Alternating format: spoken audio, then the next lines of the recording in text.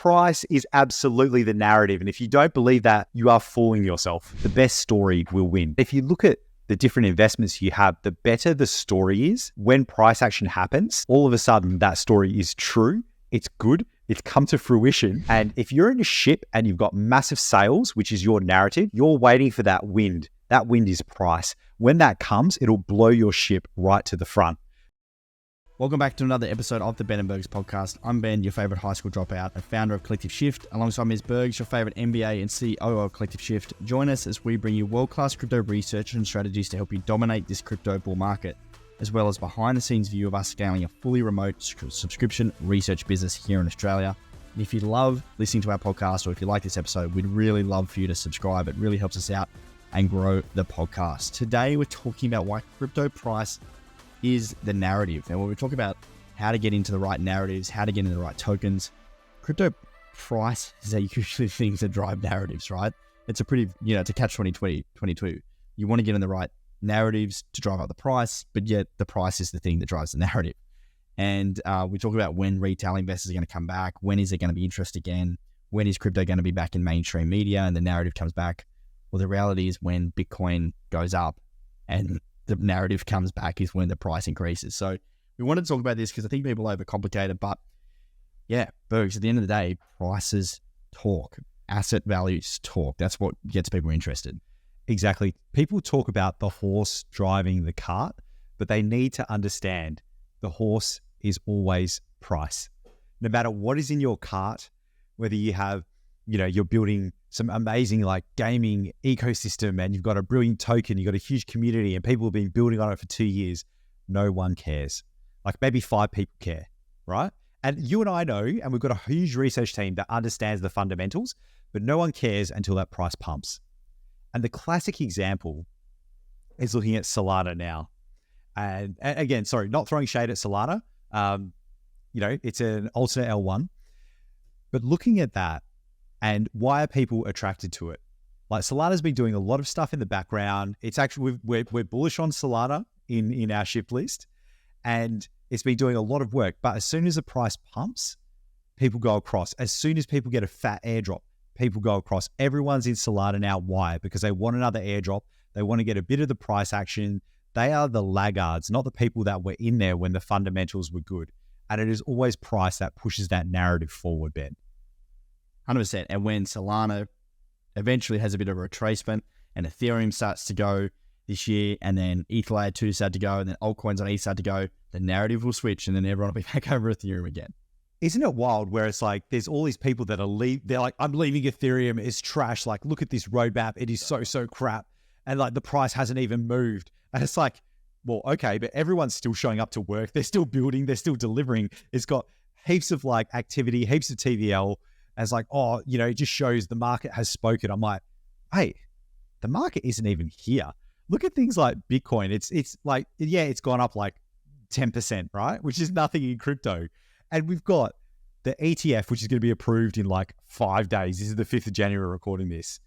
And we've got the halving coming up. Like none of those things are even reported in the media. When is the media going to report? When Bitcoin reaches all-time highs again, when it's going up $5,000 a day, when tons of people are making money. And then when the share guys that get into Bitcoin want to sell you Bitcoin, that's when the media starts talking about it. That hasn't even begun yet. And that's what retail investors chase. It's the green charts. It's what's going up the most. Oh, it's up 80. Oh, who was I talking to today? Someone I was talking to was talking about how he was buying Kogan shares. Kogan shares he was buying in COVID. It was going up 80, 100%. His mates were telling him to get in. Kogan's down like 80% over the last 2 years. It's like, when do you buy? When do retail investors buy? When the price goes up. The exact wrong time to buy. And you would have thought, why is that price going up? Because it's an online business. Everyone's stuck at home. They're going to be ordering stuff. It makes perfect sense. But don't get in after everyone else has, right? This is why we run our business. And we're like, we don't point to the shiny thing that's absolutely pumping. We're like, no, what is there that not many people know about that's actually doing good things and that is executed for a while and will keep you apprised of it? And Ben, I have to talk about one thing, the post-rationalization. Like people experience this generally in products. Like let's say you're buying like a new mobile phone, like you got a laptop, you go out, you buy it, you spend a few $1,000s, you come back, and then you look on the internet to see if you made the right decision. or you justify why you actually bought something. Justification. Oh, mate, all the time. And people do this with their investments. Or if the price goes up, you're like, I knew it. It went up because of this, this, this, this.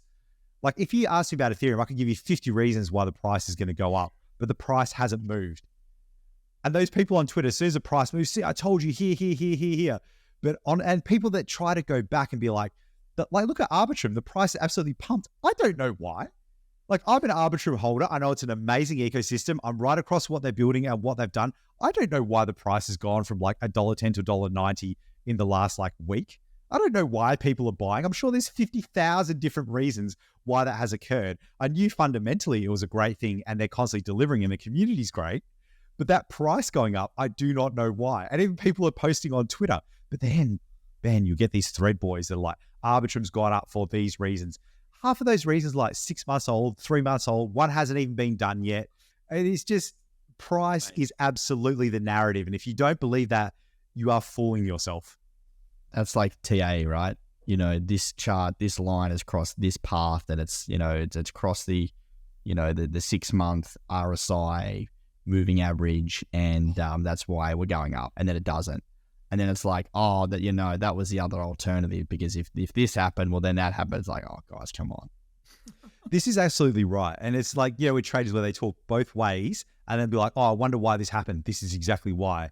But with a trader, you only need to be right like, 55% of the time in your trades and you'll be a profitable trader. Like, you're not going to get it right all the time, right? And, man, you have to understand, like, this is the beginning of a bull market. And like you say, Ben, it's like all bets are off in a bull market because when something starts pumping, people will chase that to no end. It doesn't take much for a token to go up because these things are very liquid and difficult to get. And then when money inflows start coming, that really accelerates. Then you start to see news and people posting about it. Then everyone else starts to buy. And it really, really accelerates. Yeah. So how can we, you know, use this information to help us as investors? Well, you know, we try and look at sectors that may have price increases, that may have narratives. You know, what are the things that are attractive? And for me, it's looking at things that are newer, like these tokens that have been around for years and years and years, that are down 80, 90%, that haven't really done any marketing, haven't really made any partnerships, hasn't really done anything to the product. These things are all but dead, right? They're not getting price increases. They're not getting any narrative. We've got to be looking at the projects that are really building, that are really developing, that are getting more user adoption. Developers are growing, on-chain activities are growing, like sectors like DeFi that's growing, sectors like gaming that's growing. Like these sectors are going to get price increases because there's money is going to attract into those sectors that's going to drive narrative. And the tokens that you've been holding for a long time, hoping that they're going to go up, that no one's heard about in 4 years, probably isn't going to get that narrative. Mate, and the world is based on stories. You ever read the book Sapiens? That is pretty much the difference, the storytelling ability. If you went out to raise money, the best story will win. No matter what you tell these people, right? They need to believe in you and your vision and what you're doing.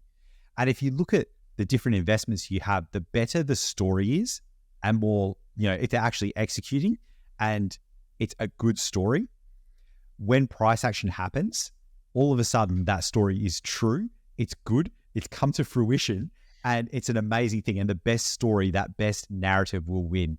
And if you're in a ship and you've got massive sales, which is your narrative, you're waiting for that wind. That wind is price. When that comes, it'll blow your ship right to the front.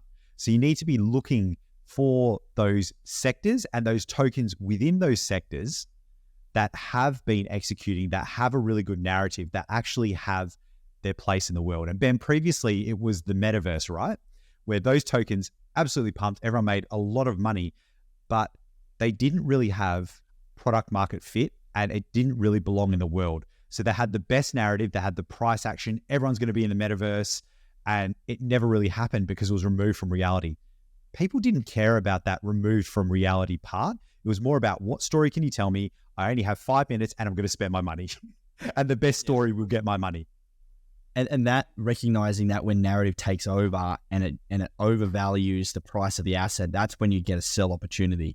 And so that's the other side of the equation. If you're on that boat, if you're on that ship, if you're on that asset, that sector, you've been lucky enough to catch it, narrative takes off, and the narrative now outpaces the value, you need to recognize that and take that opportunity to sell. And that's exactly how we made a lot of money in the metaverse era, was when we're looking at these projects at 400, 500, $600 million valuations. They were a pile of turd. Like, the product was crap, couldn't use it, pixelated, nonsense. Like, how on earth is this thing valued this much? It's not. It shouldn't be. I remember Sell it to get out.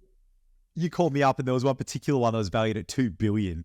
And I'm like, how is something that was made like a few months ago? And I went onto their website and used their metaverse. And the uni students I was working with built better stuff than that. And I'm like, how can this have the token be worth $2 billion versus worth of value accrual? Like, these two things are disconnected. And that is a signal to be like, right, I need to start selling this down because it's removed from reality. You can still have a little bit there and ride it, but take those profits. Don't be the person that believes that narrative without going a bit deep and seeing what's actually there. Yeah. Just because the price is detached from reality doesn't mean you need to be. That's the way you can get advantage of that. I love that. Oh, that is so good. And that is exactly right. Like, and we get fooled, Ben, because in a crypto market, rising tide floats all ships, and everything goes up. You're making money hand over fist. You're making $1,000 today, $1,000 tomorrow, $1,000 a day after. You're ready to give your boss the finger and say, see you later. But you have to think, like, in this warped, distorted reality and the people that are talking about it on Twitter and everywhere else, when is the music going to stop? First of all, you probably don't know. But the things that you're invested in, are they worth what that number actually is? Yeah. And if it's not, on the downside, you've got a buying opportunity, and on the upside, you've got a sell opportunity. And if you can be aware of that and be logical and not emotional during those periods of times, that's where you can make real money. Yeah, absolutely. And we see this in technological advancements everywhere. You look at, man, mobile phones, how long did they take for adoption? Like, people had those in the 80s, man. And even in the 90s, a lot of people didn't have it. It was pretty much like early 2000s, a smartphone era that people really adopted it. Look at like the internet. That was around since like, what, 60s, 70s? Like, people in the 90s, people didn't even have dial-up. It took people a long time to get onto broadband. It takes people a long time to adopt technologies for them to become mature, be used every day, and be a viable thing in a market. And this is where bull markets happen, because the hype outpaces the reality. And that hype is driven by price, and it's driven by sentiment. And if you realize that, it is a huge opportunity for you to take profit. Because that is the opportunity. Price and value are two separate things. The value of the asset and the price trade at different times. Yeah. In bear markets, there's a reason why we accumulate, because the price has gone below the value. And then in bull markets, price goes above the value, and that creates a sell opportunity. So take advantage of that, have your plan, and win. Absolutely, mate. That is perfect. That's a good place to end the pod.